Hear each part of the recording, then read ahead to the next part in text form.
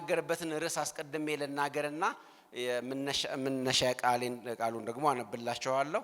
አትፈልገው የሚል ነው መልእክቴ። እስኪ አጠገባችሁ ያለን ሰው አትፈልገው በሉት። እስኪ ምን እንደሆነ የማይፈልገው ቃሉን ስናነብ እናገኛለን። እስኪ አትፈልገው ተባባሉ። ትንቢተ ኤርምያስ ምዕራፍ 45 እናወጣና አንድ አጭር ምዕራፍ ነው ያለው። እሱን 5 ቁጥሮች ያሉትን ክፍል እናነባለን። በጌታ ስም አነብላችኋለሁ። በይሁዳ ንጉሥ በኢዮስያስ ልጅ በኢዮአቄም በአራተኛው ዓመት የኔሪያ ልጅ ባሮክ እነዚህን ቃሎች ከኤርምያስ አፍ በመጽሐፍ በጻፋቸው ጊዜ ነቢዩ ኤርምያስ የተናገረው ቃል ይህ ነው። ባሮክ ሆይ የእስራኤል አምላክ እግዚአብሔር እንዲህ ይላል፣ አንተ እግዚአብሔር በሕመሜ ላይ ሐዘንን ጨምሮብኛልና ወዮልኝ፣ በለቅሶ የጩኸት ደክሜያለሁ፣ እረፍትንም አላገኘሁም ብለሃል። እንዲህ በለው፣ እግዚአብሔር እንዲህ ይላል፣ እነሆ የሠራሁትን አፈርሳለሁ፣ የተከልኩትንም እነቅላለሁ፣ ይኸውም በምድር ሁሉ ነው። ለራስህ ታላቅ ነገርን ትፈልጋለህን? በሥጋ ለባሽ ሁሉ ላይ እነሆ ክፉ ነገርን አመጣለሁና አትፈልገው ይላል እግዚአብሔር። ነገር ግን በሄድክበት ስፍራ ሁሉ ነፍስህን እንደ ምርኮ አድርጌ እሰጥሃለሁ። እንደምታውቁት ሰው በውስጡ ካሉት ነገሮች አንደኛው ፍላጎት የሚባለው ነው፣ ምኞት የሚባለው ነው። ሰው ሊደርስበት የሚችለውን ሁሉ እንደምንም ብሎ ይደርስበታል። ሊሰበስብ የሚችለውን ሁሉ እንደምንም ብሎ ይሰበስባል። ከዛ የሚተርፈውን ነገር ደግሞ ይመኛል። ስለዚህ ሰው በውስጡ ፍላጎት አለ፣ ምኞት አለ፣ መሻት አለ። ይሄ ሰዎችን ሁሉ የሚመለከት ነገር ሆኖ እናገኘዋለን። ስለዚህ ያሉን ነገሮች እንዳሉ ሆነው የሌሉን ነገሮች ደግሞ በፍላጎታችን ዝርዝር ውስጥ ግን አሉ። በምኞት አቁማዳ ውስጥ ይዘናቸዋል። ባንደርስበትም ባንሰበስበውም የኛ ባይሆንም ቢሆንልን ብለን ተመኝተን የምናስቀምጠው ዊሽ ሊስት ደግሞ አለን። የምኞት ዝርዝር ደግሞ ሁላችንም አለን። ነገር ግን መጽሐፍ ቅዱስ ስለ ምኞት ሲናገር በመጽሐፍ ቅዱሳችን ላይ ከተጻፉ ቃሎች አንደኛው ምኞት የሚባለው ነው። ነገር ግን 95% ያህል አሉታዊ ነው። ምክንያቱም የሰው ምኞት ከታናሽነቱ ጀምሮ ክፉ ነው። በኃጢአት ከመውደቁ የተነሳ የሰው ፍላጎት የተቀደሰ አይደለም። ሰው ሊፈልገው የሚገባውን አይደለም፣ ወይም እግዚአብሔር እንዲፈልግ የሚፈልገውን አይደለም ሰው የሚፈልገው። ምኞቶቻችን ሲፈተሹ አብዛኞቹ መልካም አይደሉም። ከሕጉ አንደኛው አትመኝ የሚል የሆነበት ምክንያት ይሄ ነው። አትመኝ የሚል ሕግ ተቀምጧል። ከ10ቱ ትእዛዛት አንደኛው ይሄ ነው፣ አትመኝ የሚል ነው። እንዳውም ጳውሎስ በሮሜ 7 ላይ ሕግን ሲጠቅስ ምን ብሎ ነው የሚጠቅሰው? ሕጉ አትመኝ ባይል ይላል። ሮሜ 7 አትግደልን አልጠቀሰም፣ እዛ ቦታ ላይ አታመንዝርን አልጠቀሰም። ሕጉን ሁሉ ጠቅሎ ያስቀመጠው በአንድ ቃል ነው፣ አትመኝ ባይል። ምኞት ኃጢአት ባልሆነብኝ እያለ ሮሜ 7 ቁጥር 7 ላይ ይናገራል። እና ምኞት ሰዎች ሁሉ ውስጥ ያለ ነው፣ ሁሉንም በአንድነት የሚያስተሳስር ነው። ምናልባት አንዳንዶቻችን አልገደልን ይሆናል፣ አንዳንዶቻችን የማመንዘር ዝንባሌ የለን ይሆናል፣ አንዳንዶቻችን በሐሰት አልመሰከር ይሆናል። ነገር ግን ሁላችን ሊባል በሚችል ደረጃ እንመኛለን። ስለዚህ ሁላችን የሚመለከት የጋራ ችግራችን የጋራ ህመማችን የሆነው ምኞት ነው ማለት ነው። በሌላው አንታማም፣ በሌላው አንከሰስም። ነገር ግን ምኞት የሚባለው ነገር ግን እንደ ነቀርሳ ሁላችን ውስጥ አለብን። አትመኝ ይላል የእግዚአብሔር ቃል ሲናገር። ያነበብነው ስለ ባሮክ ነው። ባሮክ ብዙዎቻችን የሚመስል ሰው ስለሆነ ስለ ባሮክ ነው የምንመለከተው። ባሮክ ማን ነው ስትሉ የነቢዩ የኤርምያስ ረዳት ነው። የእግዚአብሔር ነቢያት፣ የእግዚአብሔር አገልጋዮች ሁሉ የቅርብ ረዳቶች ነበሯቸው። ሙሴ ረዳት ነበረው፣ ከድንኳኑ የማይለይ ሁል ጊዜ የሱ አሲስታንት የነበረ ረዳት ነበረው። በኋላም ደግሞ የሱ ሰክሰሰር የሆነ ኢያሱ። ኤልያስን ብትመለከቱ አጋር ነበረው፣ ረዳት ነበረው ኤልሳ፣ በኋላ በሱ እግር የተተካ። በአዲስ ኪዳንም እነ ጳውሎስን ብትመለከቱ ረዳቶች ነበሯቸው፣ ለጢሞቴዎስ። ኤርምያስም ባሮክ ረዳቱ ነበር። ረዳቱ ብቻም ሳይሆን መጽሐፍ እንደሚናገር የሕግ አማካሪው ጭምርና ወኪሉ እንደነበረ ይገመታል። ለምን ብትሉ ኤርምያስን እግዚአብሔር የሆነ ቦታ መሬት እንዲገዛ በኤርምያስ 32 ላይ እግዚአብሔር አዞት ነበርና ኤርምያስ ያንን መሬት ሲገዛ የተዋዋለው የፈረመው ባሮክ ነበር። በ1975 ዓመተ ምህረት ላይ በቁፋሮ የተገኘ የአርኪኦሎጂ ጥናት ላይ የባሮክ የእጅ ጽሕፈት እና ፊርማው ተገኝቷል። እንደውም በመጽሐፍ ቅዱሳችን ላይ ካሉ የሰዎች ሳይኖች ወይም ፊርማዎች ብቸኛ የሚባለው እሱ ነው። ተገኝቷል በ1975 በጣም ሪሰንት ማለት ነው።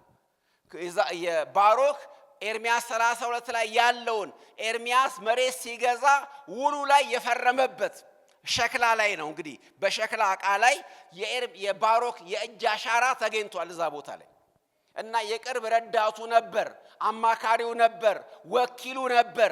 ኤርምያስን ወክሎ የሚቆም ነበር፣ ጸሐፊውም ነበር። ከኤርምያስ አፍ የተቀበለ ትንቢቱን ይጽፍ የነበረው እሱ ነው እና ባሮክ በዚህ ይታወቃል። የኤርምያስ የቅርብ ሰው ነው፣ የቅርብ ረዳቱ ሆኖ ይታወቃል። ይሄ ያነበብነው ክፍል መቀመጥ የነበረበት ከምዕራፍ 36 ቀጥሎ ነው እንደ ሂደቱ ስንመለከተው። ነገር ግን ከምዕራፍ 46 በኋላ ላሉት ትንቢቶች መግቢያ እንዲሆን ነው እዚህ ቦታ የተቀመጠው። ምዕራፍ 36 ላይ አንድ አውድ ታገኛላችሁ። ምንድነው እዛ ቦታ የምታገኙት? ኤልያቄም የሚባለው በጣም ክፉ ንጉስ፣ የይሁዳ ንጉስ በነበረበት ጊዜ ነው ኤርምያስና ባሮክ ይሄን አገልግሎት በጋራ በጥምር ያገለግሉ የነበረው እና ባሮክንና ኤርምያስን ይይዙለት ዘንድና እንዲታሰሩ ንጉሱ ትእዛዝ አስተላልፎ ነበር። እግዚአብሔር ግን ሰወራቸው ይለናል ምዕራፍ 36 ቁጥር 26 ላይ። ነገር ግን ባሮክ እዚህ ቦታ ላይ በምን ተገልጦ ታገኙታላችሁ? በሮሮ ተገልጦ ታገኙታላችሁ። በምሬት እናገኘዋለን። ይሄን የኤርምያስን አጋዥ ወይ የነበረውን ሰው ሲማረር ታገኛላችሁ። ለምን ተማረረ የሚለውን ነገር ስትመለከቱ አያስገርምም። የኤርምያስ ረዳት፣ የኤርምያስ አገልጋይ መሆን በራሱ በጣም በትልቅ መከራ ውስጥ ራስን ማግኘት እንደሆነ ግልጽ ነው። እውነተኞቹ የእግዚአብሔር ነቢያት ሁሉ ጊዜ በስደት ውስጥ ነበሩ። የእግዚአብሔር ቃል ሲናገር የመከራና የትዕግስት ምሳሌ የነበሩትን በጌታ ስም የተናገሩትን ነቢያት አስቡ ይላል። ነቢያት የመከራ ተምሳሌት ናቸው። የመከራ ሰዎች ናቸው። በስደት ውስጥ የሚያልፉ ናቸው። ስለዚህ ከነሱ ጋር መቆም፣ የነሱ አጋዥ መባል፣ ከነሱ ጋር አሶሲዬሽን መፍጠር ማለት ራስን ለመከራ አሳልፎ መስጠት ነው። ስለዚህ ባሮክ በመከራ ውስጥ እንደሚያልፍ ጥያቄ የለውም። 36 ላይ ምዕራፍ 36 እንደምናገኘው በኤርምያስ ምክንያት እሱም ራሱ የእስር ትእዛዝ ወጥቶበት ንጉሱ እንዲፈልጉት ያዘዘና እግዚአብሔር ደግሞ የሰወረው ሰው ነው ባሮክ ማለት። ስለዚህ ቢማረር አያስገርምም። ደግሞ ከየትኛውም ነብይ በላይ በብዙ መከራ ውስጥ ያለፈው ነብይ ኤርምያስ ነው። እንደ ኤርምያስ ከነቢያት ሁሉ በጣም የተገፋ የመከራ ሰው፣ የለቅሶ ሰው አልነበረም። እንዳውም ቅጽል ስሙ ራሱ ምንድነው የሚባለው? አልቃሻው ነብይ ይባል ነበር። ምክንያቱም ዘመኑ ሁሉ የሳቅ አልነበረም፣ የለቅሶ ነበር፣ የቁዘማ ነበር። በጣም ብዙ ስብራት የነበረበት ነብይ ነው እና ከሱ ጋር በመሆን ከባድ እንደነበር ታውቃላችሁ። በየትኛውም ዘመን ወገኖቼ እውነተኛ ከሆኑ ሰዎች ጋር መቆም ማለት ከባድ ነገር ነው። ከእውነት ጋር መቆምም ከእውነተኛ ሰዎች ጋር መቆምም ዋጋ ያስከፍላል። ምክንያቱም ዓለም ክፉ ነች። ዓለም የቆመችው ሕግ ለሚያፈርሰው ነው። ዓለም የቆመችው ፍትህ ለሚያዛባው ነው። ዓለም የቆመችው ለወንበዴው ነው፣ ለክፉ ነው። ስለዚህ ለመልካሞች መቆም፣ ከመልካሞች ጋር አብሮ መታየትና መቆም፣ የነሱ አጋዥ መሆን በራስ ላይ ጣጣ ማምጣት ነው። ይሄ በዘመናት ሁሉ የሚታወቅ እውነት ነው ወገኖቼ። የዕብራውያን ጸሐፊ ሲናገር ምንድን እንደሚላቸው ከወንጌል አገልጋዮች ጋር አብረው ስለቆሙ የገንዘባቸው ንጥቂያ በደስታ ተቀበሉ አይደለም የሚለው። እስረኞችን በወንጌል ምክንያት የታሰሩ ሰዎችን የሚጎበኙ ሰዎች የዕብራውያን ጸሐፊ በጻፈበት ዘመን ላይ ንብረታቸው ይወረስ ነበር። ልብ በሉ። በወንጌል ምክንያት ዛሬ ቅድም ሸኝተን የላክናቸው ሰዎች አሉ፣ ወንጌል መልእክተኞች። እነሱን መላክ ከነሱ ጋር መተባበር ማለት በዛን ዘመን በጣም ጽኑ መከራ በራስ የመጋበዝ ነው። የክሱ ቻርጅ እንደዚህ የሚል ነበር።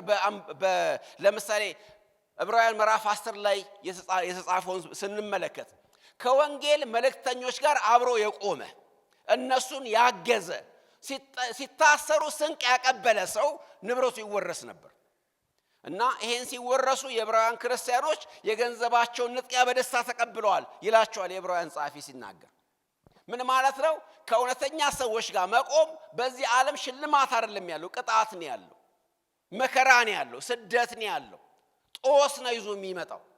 ከዚህ የተነሳ ነው አንዳንድ ጊዜ አላቃቸውም ብለው ሰዎች የሚክዱት እውነተኛ ሰዎችን። ታስታውሳለች ክርስቶስ በሚያዝበት ጊዜ ምንድን የሆነው? ሁሉም ምን ሆኑ? ተበተኑ አይደለም? ከሱ ጋር ነበርክ ሲባል ጴጥሮስ ምን አለ? ሬንሶ ያላቆም አለ። ዓለም ከምታሳደው ሰው ጋር መቆም ማለት ከባድ ነው። አላቆም አይቼውም አላቅም እስከሚራገም ደረሰ ጴጥሮስ።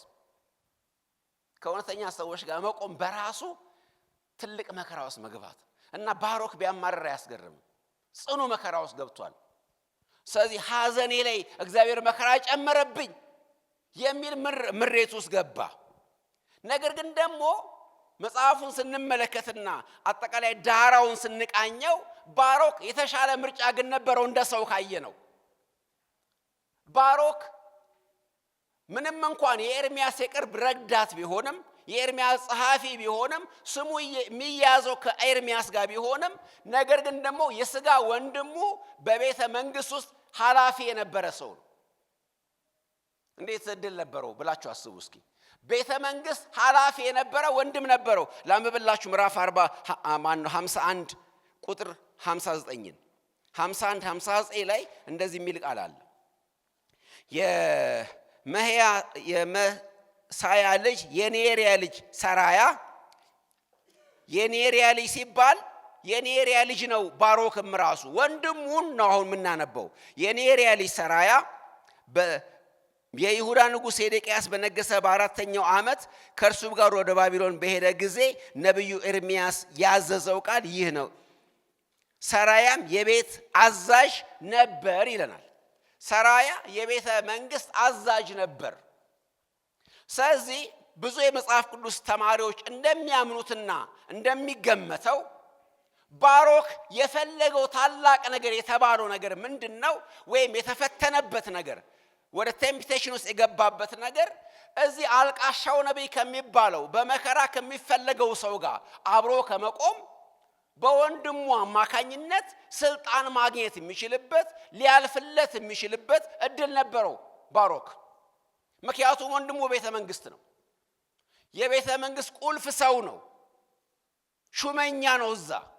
ስለዚህ እዚህ መከራ ከሚቀበል እዚህ ከሚሰደድ በወንድሙ አማካኝነት ስልጣን ቢያገኝ ቦታ ቢሰጠው የሆነ ቦታ ሆኖ ቢሸግጦ ኖሮ ጥሩ ነበር እና ይሄን እንደተመኘ ይታሰባል።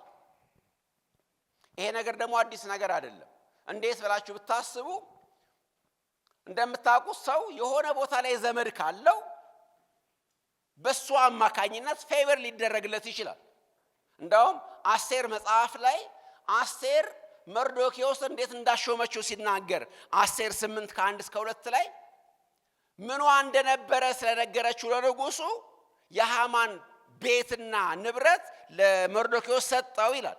ከዛም ደግሞ ወደ ንጉሱ መግባትን አገኘ ይላል። ንጉሱ እንደ ሾመው መርዶክዮስን ለምን? አስቴር ዘመዴ ነው ስላለችው ምኗ እንደሆነ ስለነገረች በሷ ቃል ብቻ በሷ ሪኮሜንዴሽን ብቻ ምን ሆኗል? ከንጉሱ ደጃፍ ላይ ከዘበኝነት ተነስቶ ትልቅ ስልጣን ተሰጥቶት ነበር መርዶክዮስ። እንደውም በኋላ ሲናገር መጽሐፉ ምንድነው የሚለው? ለንጉሱ ለአርጤክስስ በማዕረግ 3ኛ ነበር ይላል አይደለ? ትልቅ ቦታ አግኝቷል። በማን ምክንያት? በንግስቲቱ ምክንያት፣ ዘመዷ ስለሆነ። እንግዲህ ተመልከቱ፣ እዚህ 4 ኪሎ ቤተ መንግስት ውስጥ ወንድም ቢኖራችሁ ለዛውም የሆነ ተራ ሰው እንትን አይደለም፣ የሆነ የጠቅላይ ሚኒስትር ጽሕፈት ቤት ኃላፊ የሆነ ወንድም ቢኖራችሁ እዚህ ተቀመጣላችሁ? አይመስለኝም። አንዳንዶቻችንም እንቀመጥ የሆነ በኪራይ ቤት እንጋፋለን፣ የሆነ ታክሲ እንሰለፋለን። አይመስለኝም። ምክንያቱም ነግሮልን የሆነ ቦታ ይሸጉጠናል። ማአት ቦታ ለምን ችግር አለ? አንድ ቦታ መግባት ይቻላል። እና ይሄን ነገር ባሮክ እንደተመኘ ይገመታል። በወንድሙ አማካኝነት የተሻለ የሚመስለውን ቦታ ምን አጋፋኝ፣ ምን መከራ ውስጥ አስገባኝ የሚል ምኞት ውስጥ ገባ። ኤርምያስ ይሄን በመንፈስ እግዚአብሔር ሲያስረዳው ሄደና ፐርሰናል የሆነ ሜሴጅ ለሱ አመጣለት። ባሮክ ሆይ ታላቅ ነገር ትፈልጋለህን? እየፈለክ ነውን? እየተመኘ ነውን? የሆነ ፕሮፖዛል ታረግ እያሰብክ ነውን? በልብ ውስጥ የሆነ ነገር አለ አይደለም? አትፈልገው ይላል እግዚአብሔር ብሎ ይነግረዋል። እና ይሄ በአብዛኛው ስንመለከተው እንደ ሰው በባሮክ ቦታ ራሳችንን ብናገኝ ልንወስን የምንችለው በጣም ትንሹ እርምጃ ነው የሚመስለው። ለስካውኑ አመሰግንሃለሁ፣ አብሬ ተንገላትቻለሁ። እንደምታውቀው ከልጅነት እስከ እውቀት ካንተ ጋር ነበርኩኝ። ብዙ ትንቢቶችን ጽፌልሃለሁ፣ ብዙ አገልግዬሃለሁ። ነገር ግን ደግሞ እንደምታውቀው ልጆች ማሳደግ አለብኝ። ኑሮ እየከፋ ነው፣ ነገሩ አስቸጋሪ ነው። ስለዚህ በጌታ ሰላም ሸኘኝ ልሂድ ማለት የሚችልበት እድል ነበር በሩን ያንኳኳው።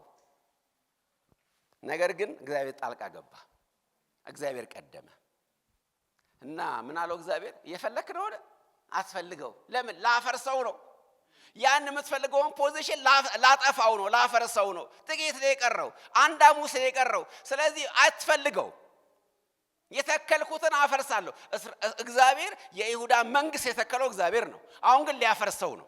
ልብ በሉ፣ የይሁዳ መንግስት ሊፈርስ ደጃፍ ላይ ነው። በጣም በቃ ጊዜው ቀርቦ ነበር። ነብዩ ኤርምያስ የተነበየበት ዘመን፣ ያገለገለበት ዘመን የባቢሎን ምርኮ አይቀሬ የነበረበት ጊዜ ነው። ምርኮ በደጅ ነው። ባቢሎናውያን እያኮበኮቡ ናቸው። የእስራኤል መንግስት ሊፈርስ ነው፣ ሊወድም ነው። ቤተ መንግስቱ ከዚህ በኋላ አያስፈልግም። ስለዚህ የሰራሁትን አፈርሰዋለሁ፣ የተከልኩትን ነቅላለሁኝ። ይሄ ሁሉ በምድር ሁሉ ነው ይሄ የሚሆነው። ስለዚህ አትፈልገው። ለአጭር ጊዜ መሾም አትፈልግ። በማይጸና ነገር ውስጥ መሾም አትፈልግ ሲለው ትመለከታላችሁ። ምክንያቱም እንደሚሆን ንክኪ ነው የሚሆነው። ንክኪ ታውቃላችሁ አይደለ? ንክኪ የነበረው ካለፈው መንግስት ጋር ይባላል አይደለ? አንድ መንግስት ሲመጣና ስራ ሲለወጥ ሁሉ ጊዜ መጀመሪያ ሰለባ የሚሆነው ምንድነው? ንክኪ የነበረው የተባለው ሰው። ለምን አንድ ሳምንት አይሆንም? ንክኪ ከነበረ ራስ ላይ ምንድነው የምትጎትተው? መዘዝ ነው። ጣጣው ከፍተኛ ነው። ስለዚህ እግዚአብሔር ምንድነው የሚለው? አትፈልገው፣ አያዋጣህም። ይሄ ነገር ሊነቀል ያለ ነገር ላይ አትፈልግ፣ አትግባ።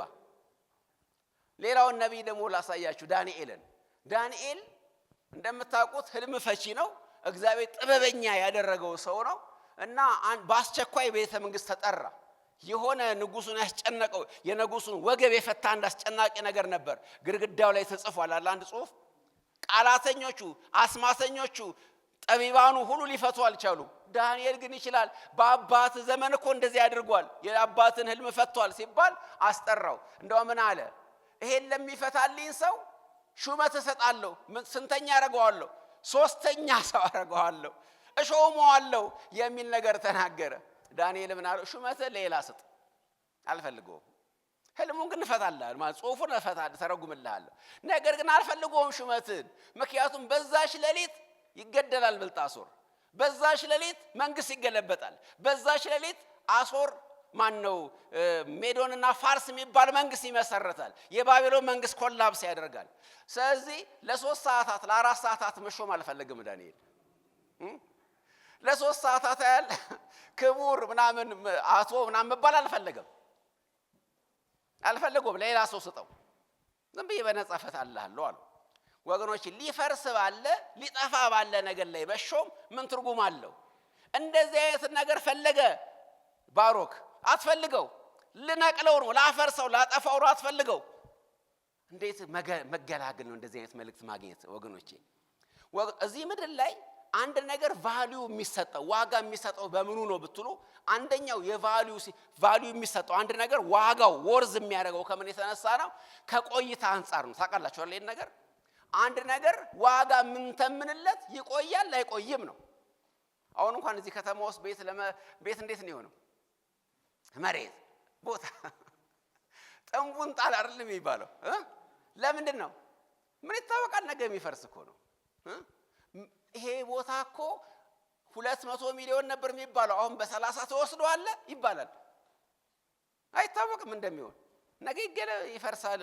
ስለዚህ አሁን ዱሬሽ ይቆያል ወይ ነው አንድ ነገር ዋጋው ከፍ የሚለው አስተማማኝ ነው ወይ ዘላቂ ነው ወይ የሚሰነብት ነው ወይ የሚለው ነገር ነው። አንድ ምሳሌ ልስጣችሁ። አሁን በምዕራቡ ዓለም በሰሜኑ ኖርዝ ሄሚስፌር ላይ በረዶ ወቅት ነው እንደምታውቁት እና በዚህ በበረዶ ወቅት ላይ ታላላቅ የሚባሉ አርኪቴክቸሮችና ጠቢባን የሚፈላሰፉባቸው አንዳንድ ነገሮች አሉ። በበረዶ ላይ ቤት ይሰራሉ አይታችኋል። አስደናቂ ነገሮች ላይ ምናምን አይታችኋል አይደለ?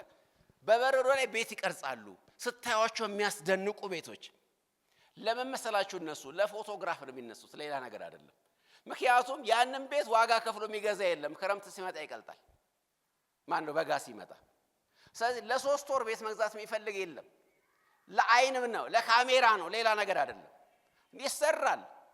በረዶ ላይ ብትሄዱ ጉግል ብታደርጉ ታገኛላችሁ። የሚያማምሩ ቤቶች ይሰራሉ። ያው ከድብርታቸው ነፃ ለመውጣት ነው እነሱ እንኳን እንደዛ የሚያደርጉት። እና አስደናቂ የሚመስል የሚያጓጓ ቤት ይሰራሉ። ጂ ፕላስ ምናምን በበረዶ ላይ እኮ ነው። በበረዶ ግግር ላይ ቤት ይሰራሉ። ለሽያጭ አይቀርብም፣ ምክንያቱም ማንም አይገዛው፣ ነገ ይፈርሳል። እንዲሁም ደግሞ ቢች አካባቢ አሸዋ ላይ የሚሰሩ አላያችሁም? ቤቶች ምናምን ይሰራሉ አይደለም? አስደናቂ ቤቶች ይሰራሉ አሸዋ ላይ። ሊሸጡ አይደሉም፣ ምክንያቱም ይታወቃሉ። ማዕበሉ ሲመጣ ይፈርሳሉ። ለአይን ለእይታ ብቻ ነው። በምድር ላይ ያለው የምንፈልገው ነገር ሁሉ እንደዛ ነው። የበረዶ ቤት ነው፣ የአሸዋ ላይ ቤት ነው። ብትፈልጉ ትርጉም የለውም፣ ነገ ይፈርሳል። የሰራሁትን አፈርሰዋለሁ፣ የተከልኩትን ነቅለዋለሁ። ይሄው በምድር ሁሉ ነው። ስለዚህ ለራስህ ታላቅ ነገር ትፈልጋለህ? አትፈልገው ይላል እግዚአብሔር። አትፈልገው። የምትፈልገው ምኞትን ግደለው፣ አትፈልገው። እሱ የሚጠፋ ነገር ነው። ምን ትርጉም አለው ያንን ነገር? ወገኖች የምንፈልገውን ነገር ለዘለቄታው እንደምናገኘው እርግጠኛ እንሆናለን ወይ? ይዘልቅልናል ወይ? ይከርምልናል ወይ? ይሄን ካላወቅን መፈለግ ምን ትርጉም አለው? ነገር ግን እግዚአብሔር ለኤርሚያስ ለባሮክ በኤርሚያስ አፍ አማካኝነት ሌላ አስደናቂ የሆነ ትልቅ የተስፋ ቃል ግን ገባለት። ይሄን አትፈልገው፣ ምኞትን ጣለው፣ ስልጣኑን ቶ አይመርህ እሱ። ነገር ግን ትልቅ ነገር ሰጣለሁ፣ ነፍስህን ምርኮ አድርጌ በሄድክበት ስፍራ ሁሉ ምን አደርግልሃለሁ? እሰጥሃለሁ። ከነፍስ የሚበልጥ ነገር የለም። ጌታ ሲናገር እንደዚህ ያለ ነፍስ ከመብል ሰውነትም ከልብስ ይበልጣል። ነፍስ ከምን ትበልጣለች? ከመብል። መብል ማለት በምድር ላይ ያለው ማንኛውም ዓለም የምታቀርበው ነገር ሁሉ ከዛ ሁሉ ምን ይበልጣል? ነፍስ ይበልጣል። ወገኖቼ ነፍስ የምትወጣ ከሆነ ያንን ሰነፍ ገበሬ ያስቡት። ሉቃስ 12 ቁጥር 20 ላይ ያለውን ጎተራውን አፍርሶ ትልቅ ጎተራ ሰራ፣ እህሉን እዛ ውስጥ አከማቸ። ለራሱ ለነፍሱ መስበክ ጀመረ። ነፍሴ ደስ ይበልሽ ቢጠጪ ለብዙ ዘመን የሚቀር በረከት አለሽ። አንተ ሰነፍ ሞኝ ሰው በዚች ለየት ነፍስ ትፈልጋለች? ይሄ ሰበሰብከው ለማን ይሆናል? እና ነፍስ ነው የሚበልጠው ነገር። እግዚአብሔር እንደዚህ ያለው ይሄን ያማረህን ነገር አልሰጥህም፣ ቶ እርሚውንብህ፣ እሱ ይቅርብህ። ነገር ግን በሄድክበት ስፍራ ሁሉ ነፍስን አተርፍልሃለሁ፣ ነፍስን ምርኮ አድርጌ እሰጥሃለሁ። ወገኖች ነፍስን ከማትረፍ የሚበልጥ ምንም ነገር የለም እዚህ ምድር ላይ። ሁሉም ነገር ይቀልጣል፣ ሁሉም ነገር ይጠፋል። ነፍስን ብቻ ማትረፍ ትልቁ ነገር። ሎጥን ስትመለከቱ ወደ ሶዶምና ገሞራ የሄደው በጣም ተማርኮ ነው በብዙ ነገር። ሳሩ ደስ ይላል፣ ለምለሙ ደስ ይላል፣ ወንዙ ሁሉ ጊዜ የሚፈስ ነው። ለከብቶቹ ለሱ በጣም የሚያምር አካባቢ ነው እና ጓግቶ በጣም ጎምጅቶ እኔ የገባው ወደ ሶዶምና ገሞራ። ነገር ግን መጨረሻ ላይ ነፍሱን ብቻ አትርፎ ነፍሱን አንጠልጥሎ ነው የወጣው። እንደውም እግዚአብሔር ምንድነው የሚለው? ምህረትን ያደረገለት እግዚአብሔርን ያመልክ የነበረውን ያንን ጻድቅ ሰው አዳነው። ነፍስ መዳኑ ትልቁ ነገር፣ መትረፍ፣ ሰርቫይቭ ማድረግ፣ በዛ ውስጥ አለመወሰድ፣ ነፍሳችን አትርፈን መውጣታችን ትልቅ ነገር። ኧረ ጦስን ይዞ ሄዳ አይልም እንደ ሰው እንኳን ሲናገራለም እንደ ይሆነ ነገር እንደ ኧረ እንኳን አንተ ደና ጦስን ይዞ ይሄድ አይደለም የሚለው ሰው።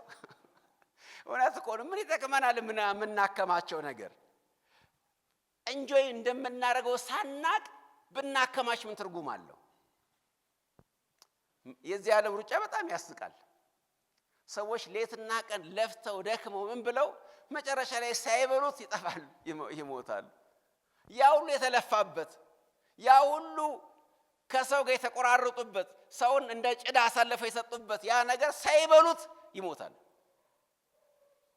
ሀብታም ከሆነ በኋላ ባለጸጋ ከሆነ በኋላ ባለስልጣን ከተባለ በኋላ ዝነኛ ከተባለ በኋላ የቀረ እድሜ ጥቂት ነው ይባላል።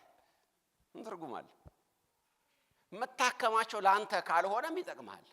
ነፍስ ማጸና ከሆነ ነፍስ ሰስቴን ማታረክ ከሆነ ምን ትርጉም አለው? ይሄን ነው ማሰብ ያለብን። አንድ አስገራሚ ቃል አለ መጽሐፍ ቅዱስ ሳነበው የሚገርመኝ የምኞት መቃብር የሚባለው ቦታ አይደል? የምኞት መቃብር ምን ማለት ነው? የምኞት መቃብር እስራኤላውያን አንድ ወቅት ላይ ጎምጅተው ስጋ ብሎ ጮሁ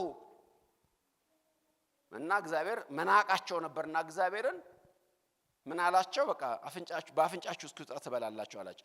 የለመኑትን ሰጣቸው። ከዛስ በኋላ በዛን ቀን ስጋውን ሲበሉ ብዙዎቹ ታንቀው ሞቱ። እዛው የጎመጁ ሰዎች ሞተዋልና የተቀበሩበት ስፍራ ምን ተባለ? የምኞት መቃብር። ወገኖቼ ብዙ የምኞት መቃብሮች አሉ። የተመኙትን ሰዎች አግኝተው እዛ ቦታ ተቀብረውበታል። በጥርሳቸው ገና ሳለ ምግቡ የእግዚአብሔር ቁጣ ነደደ። ብዙዎቹን ቀሰፋቸው እግዚአብሔር፣ ወዲያው ሞቱ። እንደውም አንዳንድ ኮሜንታሪዎች ሲናገሩ ተስገብግበው ሲበሉ ስጋ አንቋቸው ነው የሞቱት ይባላል። ታንቀው የሞቱ። አንድ ጊዜ አስታውሳለሁ እዚህ 6 ኪሎ ድሮ አንበሳ በነበረ ጊዜ ተደብቆ የአንበሳው ምግብ ሲበላ ታንቆ የሞተ አንድ ሰው ነበር። ስጋውን ትልቅ ሙዳ ስጋ ሲበላ ታንቆ እዛ ይሞታል። እና ምኞቱን አግኝቶ እዛው ታንቆ መሞት ምን ትርጉም አለው? አገኘ ይባላል፣ ነገር ግን ባገኘ ማግስት ሬሳ ነው። ተሳክቶለታል፣ በስሙ ተዛወራ ያ ንብረት ወይ ደግሞ ስልጣኑን አገኘ፣ ቦታውን አገኘው። ከዛስ በኋላ የለም ሰውየው ተሰናብቷል። ምን ትርጉም አለው ይሄ? እና እግዚአብሔር ለባሮኮች የሚናገረው ይሄን ነው። ትፈልገዋለህ ታላቅ ነገር አትፈልገው፣ በእኔ ይሁንብህ አትፈልገው፣ ይቅርብህ፣ እነቅለዋለሁ፣ አፈርሰዋለሁ አትፈልገው። ወገኖች ነፍሳችን ውስጥ ያለው ምኞት ሁሉ እስኪንም የሚያስፈልገን ነው፣ የሚጸና ነው፣ ምናመሰግንበት ነው፣ የሚዘልቅልን ነው አይመስለኝም። ምክንያቱም መጽሐፍ ቅዱስ ሲናገር አንደኛ ቆሮንቶስ 7:31 ላይ ዳሩ ግን ወንድሞቼ ይሄን እናገራለሁ፣ ዘመኑ አጭር ሆኗል። ከዚህ በኋላ ሚስት ያላቸው እንደሌላቸው፣ የሚገዙ እንደማይገዙ፣ በዚህች ዓለም የሚጠቀሙ ሁሉ እንደምን ይሆኑ? እንደማይጠቀሙበት። ለምን? የዚህች ዓለም መልክ አላፊ ነው። የዚህች ዓለም መልክ አላፊ ነው። ምንም ነገር ብሰበስብ ብታከማች አላፊ ነው፣ ትርጉም የለውም። ስለዚህ አትመኘው። የሚበልጠው ነገር እሱ አይደለም። የሚበልጠው ነገር ነፍስህን ማትረፍ ነው። ተስፋ የተገባልንም እሱ ላይ ነው። ነፍስን ግን ሰጥሃለሁ፣ ነፍስን ታተርፋታለህ። ክርስቶስ ይናገር ምንድን ነው ያለው? ሰው ዓለምን ሁሉ ቢያተርፍ ነፍሱን ግን ቢያጎድል፣ ማቴዎስ 16:26 ላይ ምን ይጠቅመዋል? ሁሉን አትርፎ ሁሉን ተቀዳይቶ ሁሉ የሱ ሆኖ ነፍሱን ግን ቢያጎድል ምን ይጠቅመዋል? ከሱ በላይ ኪሳራ አለ ወይ? ከሱ በላይ የሚያሳዝን ምስኪን አለ ወይ? የቆሮንቶስ ሰዎችንም ጳውሎስ እንደዛ ነው የሚላቸው። ክርስቶስን በዚህ ሕይወት ብቻ ተስፋ የምናረከው ነው ምኖች ነኛ ከሰው ሁሉ ይልቅ ምስኪኖች። ምክንያቱም የማይዘልቅ ጧት ታይቶ ከሰዓት የማይታይ ጤዛ የሆነ እንፋሎት የሆነ ነገርን መመኘት ምን ትርጉም አለው ወገኖቼ? እንደዚህ አይነት ምኞት ካላችሁ ግደሉት። መጽሐፍ እንደዚህ በብድር ያሉ ምኞቶቻችሁን ግደሉ። ቆላስይስ 3:5 ላይ ግደሏቸው፣ አያስፈልግም። መጎምጀታችን ጣዖት እንደማምለክ ነው መጽሐፍ ቅዱስ ሲናገር። ጣዖት አምልኮ ነው። አሁን እኛ ምናልባት እንደ ሩቅ ምስራቅ ሰዎች እንደምናምን እንደ ህንዶች እንደምናምን ቤታችን ውስጥ ጣዖት አናመልክ ይሆናል። ምኞቶቻችን ግን ጣዖት ናቸው ወገኖች። ለብዙ ነገር ብዙ ፖስቶችን ይመኛሉ ሰዎች፣ ብዙ ፖዚሽን ይመኛሉ ለማይዘልቅ ነገር። ኢቨን በዛ እንኳን ያሉ ሰዎች እኮ እንደዚህ ይባባላሉ አይደል? አንዳንድ ስልጣኖችን ሲገልጡ የዛፍ ላይ እንቅልፍ ነው ይላሉ አይደለም? ምን ማለት ነው? የዛፍ ላይ እንቅልፍ ተደላድሎ ሰው አይተኛም። ወደኩ አልወደኩ እያለ ነው በስጋት የሚኖረው። ስለዚህ ችግር የለውም።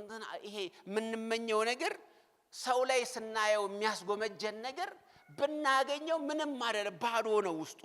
እግዚአብሔር ሊነቅረው በዓለም ውስጥ ሁሉ ይሄን ማድረጋው እግዚአብሔር። የዚህች ዓለም መልክ ኃላፊ ነው። የዚህች ዓለም መልክ ፐርማነንት አይደለም፣ ቋሚ አይደለም። ያገኘውም ያላገኘውም ማለት ምንም ለውጥ የለውም። ሁሉ ሊጠፋ ነው፣ ሁሉ ሊያልቅ ነው። 11ኛው ሰዓት ላይ ነው ወገኖች። መቼም በዚህ ዓመት በጣም ብዙ ጊዜ ደጋግመን ስንናገር የነበረው በቤሪያ ላይ ብዙ ትኩረታችን የነበረው ነገረ ፍጻሜ ነው። ነገሮች ሁሉ ሊያልቁ ናቸው ወገኖች። ምልክቶች ሁሉ እየታዩ ናቸው አይደለም እንዴ? ዘመኑ አልቋል። ዓለም በመጨረሻዋ ጊዜ ነው በመጨረሻ ማጓጓት የምትጀምረው። ልጠፋ አንድ ሐሙስ ሲቀራት በጣም ብዙ ታሳሳለች፣ ታጓጓለች፣ በጣም ብዙዎችን ትስባለች። ይሄ የዓለም ጠባይ ነው። በኖህ ዘመን ታይቷል፣ በሎጥ ዘመንም ታይቷል። ክርስቶስ ኢየሱስ በሰው ልጅ ዘመንም እንደዛ ይሆናል አለ። በሎጥ ዘመን ሎጥ እሳትና ዲን እስኪዘንብ ድረስ ምኞታቸው አልተውም የሰዶምና ገሞራ ሰዎች። በኖህ ዘመንም ኖህ ወደ መርከቡ እስኪገባ ድረስ ሰው ይበላል፣ ይጠጣል፣ ይጋባል፣ ግብዣ ነው በየቦታው ምናምን። ድንገት ግን ያ ሁሉ ነገር ዶግ አመድ ሆነ። አንዱ በውሃ አንዱ በእሳት ጠፋ። በሰው ልጅ ዘመንም እንደዛው ነው አለ ጌታ። ወገኖች ይቅርባችሁ የምትመኙት ነገር። ዘመኑ አልቋል። ዘመኑ ተፈጽሟል። ምን ይጠቅመናል? በዚህ ሰዓት ላይ ምንመኘው ነገር ብናገኘው እንኳን ምን ትርጉም አለው? ወንድማችን እንደዚህ ብሎ ይዘምራል። በዘመን ላቂ በተዘጋው ደጁ ምን ያለው ሞኝ ነው ለዓለም የሚሰጥ እጁን። ሊዘጋ ሲል ሊደመደም ሲል ምን ትርጉም አለው? አንዳንድ ሰው ራሱን ሲያታል ማምሻም እድሜ ይላል አይደል? ማምሻም እድሜ ነው ብሎ አንድ ቀን ብቀመጥ ወንበሯ ላይ ችግር የለውም። ምን ትርጉም አለው? ማምሻ እድሜ አይደለም ወገኖቼ፣ ኢተርኒቲ ነው እድሜ። እግዚአብሔር የሰጠን ዘላለምን ነው። ዘላለማችን እንዴት እንሰዋለን? በእንደዚህ አይነት ቅራቅንቦ፣ በእንደዚህ አይነት ተራ ነገር። ዓለምን መውደድ ማለት መሸወድ ነው። የዚህ ዓለም እድፍ ይላል መጽሐፍ ቅዱስ ሲናገረው። ስለዚህ አንመኘው። ነገሩ ሁሉ አልቋል። መፈለግ ነው እንግዲህ ርዕሴ። አትፈልገው ነው። መፈለግ ካለብን ግን ሁለት ነገሮችን ልናገርና ልጨርስ። መፈለግ ሰው ውስጥ ያለ ጸባይ ነውና ልናጠፋው ልናስወግደው አይገባንም፣ አንችልምም። መፈለግ የሚባል ዲማንድ የማድረግ በውስጣችን የመፈለግ ነገር አለን ሁል ጊዜ። ነገር ግን ከፈለግን ወገኖቼ እንደ ክርስቲያን ላንተ አትፈልገው፣ ሌላው ፈልግ። ስለ መርዶክዮስ በጣም የምወደው አንድ ቃል አለ። አስቴር 10:3 ላይ መርዶክዮስን ሲገልጠው መጽሐፍ ቅዱስ እንደዚህ ይላል። ምናልባት እኔ ምን ብዬ ነው የምገልጠው? እሱን በመቃብር ላይ የሚጻፍ በጣም ቤስት የሆነ ዲስክሪፕሽን፣ በጣም ምርጡ ጽሑፍ እንደዚህ ነው። እስኪ እናንብበው። አስቴር 10:3 ላይ ያለውን መርዶክዮስ በዛ ተገልጧል። አይሁዳዊው መርዶክዮስ ለንጉሱ ለአርጤክስስ በማዕረግ ሁለተኛ ነበር። በአይሁድም ዘንድ የከበረ በብዙ ወንድሞችም ዘንድ የተወደደ ለሕዝቡም መልካምን የፈለገ ለዘሩም ሁሉ በደህና የተናገረ ነበር። ፍላጎት ነበረው። ለማን ነበር የሚፈልገው? ለሕዝቡ ነበር የሚፈልገው። ክርስቶስ ኢየሱስ ቅድም ሲጠቃለልን ትዝ ይላችኋል። የተራራው ስብከት በምንድን ነው ጌታ የጠቀለለው? ሕግም ነቢያትም ይሄው ነው ያለው። ምንድን ነው? ለአንተ እንዲደረግ የምትፈልገውን ነገር ለማን ፈልገው? ሌላው ፈልገው። ነህምያ ማን ነው? መርዶክዮስ ለራሱ አይፈልግም፣ ለሕዝቡ ሁሉ የሚፈልግ ነበር። በጎ ነገር ከፈለጋችሁ ሌላው ፈልጉ። ቁሳዊውን ነገር እንኳን በጎ ነገር ከፈለጋችሁ ለእናንተ አትፈልጉት፣ ሌላው ፈልጉ። እያንዳንዱ ባልንጀራው ከራሱ እንዲሻል በትህትና ይቁጠር። ከፈለጋችሁ ሌላው ፈልጉት። ወንድሜ ሆይ እግዚአብሔር ያበልጽግ ብላችሁ ጸልዩለት። ቅድም እጆቻችንን ሳይዘን ስንጸልይ ነበር። ይባርክህ፣ ምኞትን እግዚአብሔር ይስጥህ፣ የልብ መሻት ይፈጽምልህ፣ ባለጸጋ ያድርግህ። ጋዮስም ቅድም ብላቴራዋን ብሎናል አይደለም? ወዳጄ ሆይ አለው ዮሐንስ ለጋዮስ ነው፣ በነገሩ እንዲከናወንልህ ጤና እንዲኖር ጸልያለሁ። ስለዚህ ለሰው ተመኙ፣ እሱን ያበልጸጋቸው። ወንድሞቻችን እግዚአብሔር ይባርካቸው። ለሕዝባችን እንፈልግ፣ ይለፈለት እስኪ ሰው ጎረቤቶቻችን በጎ ይሁንላቸው። ለኛ ግን እሱን አይደለም። ለኛ ምን እንደምፈልግ እነግራቸዋለሁ። ነገር ግን ፍላጎት ካለ ሌላውን ፈልገው። ይሄ መቼም የክርስትና ትልቁ ነገር ነው። ትልቁ ቨርቹ ነው። ትልቁ የክርስትና መገለጫ፣ የበስለታችን መገለጫ ይሄ ነው። መርዶክዮስ በብሉይ ኪዳን ዘመን ኖሮ የአዲስ ኪዳን ማይንድ ሴት ነበረው። የፈለገውን ነገር ለሱ አልፈለገውም፣ ለሕዝቡ ነው የፈለገው። ስለዚህ በብዙ ወንድሞች የተወደደ የነበረው። ብዙ ነገር ሰብስበን አከማይተን ሰው ሁሉ እየረገመን ብቻችንን ብንበላው ምን ትርጉም አለ? ብዙ ሰዎች እንደዛ ናቸው አይደል? ባለጸጎች ይወደዳሉ፣ ባለስልጣናት ይከበራሉ። እውነቱን እንድትነጋገር እንደዛ አይደለም። ምክንያቱም የሚፈልጉት ለራሳቸው ስለሆነ ለኔ ስለሆነ የሚባለው ሁሉ ጊዜ ለኔ ሁሌ የምናገረው ነገር አለ። ሞባይሌን በከፈትኩ ቁጥር መማሩና መገሰጸው አንድ ነገር ልንገራችሁ፣ ተራ ነገር። ፓኬጅ ልትሞሉ ስትሉ ለአንተ ወይስ ለሌላው ይላቸዋል አይደለም? ለኔ ጫና እስኪ ለሌላው ፈልግ እስኪ ለራሱ ወይስ ለሌላ ሚላን አይደለ? እስኪ ፎር አዘርስ ሚሊዮን ሁለተኛው እስኪ እንጫ ነው። ሁሉ ጊዜ የምንመኘው ለራሳችን ነው።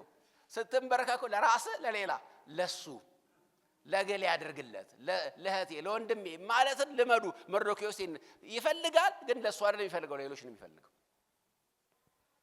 ይፈልጋል ሌሎች ነበር የሚፈልገው። ክርስቶስ ኢየሱስ ሌሎች ነው የኖረው። እሱ ባለጸጋ ሆኖ ሳለ እኛ በሱ ድህነት ባለጸጋ እንድንሆን ራሱን ባለጸጋ ባዶ ያደረገ ነው ክርስቶስ ኢየሱስ። ስለዚህ ከፈለጋችሁ ሌላው ፈልጉ። መንፈሳዊ ነገርም ከሆነ የምንፈልገው አንደኛ ቆሮንቶስ 14 ቁጥር 12 ላይ ጸጋ ስጦታ እንኳን የምትፈልጉ ከሆነ ለማን ፈልጉት? አካሉን ለማነጽ እንዲበዛላችሁ ፈልጉ። ለዝና አይደለም፣ ለስም አይደለም፣ ፖስተር ላይ ለመውጣት አይደለም። የጸጋ ስጦታ እንኳን ስትፈልጉ አካሉን ለማነጽ ፈልጉ። ወገኖች አዲስ ኪዳን ላይ የመፈለጋችን ዝንብ እንትን ዋናው ነገር ለዚህ ነው። ባሮክን እግዚአብሔር ምንድነው ያለው? ለራስህ ታላቅ ነገር ትፈልጋለህን? ለራስህ ኢቭን ለኤርሚያስ እንኳን አይደለም የሚፈልገው። ይሄን ሁሉ ዘመን የተንገላተው ኤርሚያስ ቢያልፍለት እንኳን አይደለም ያለው።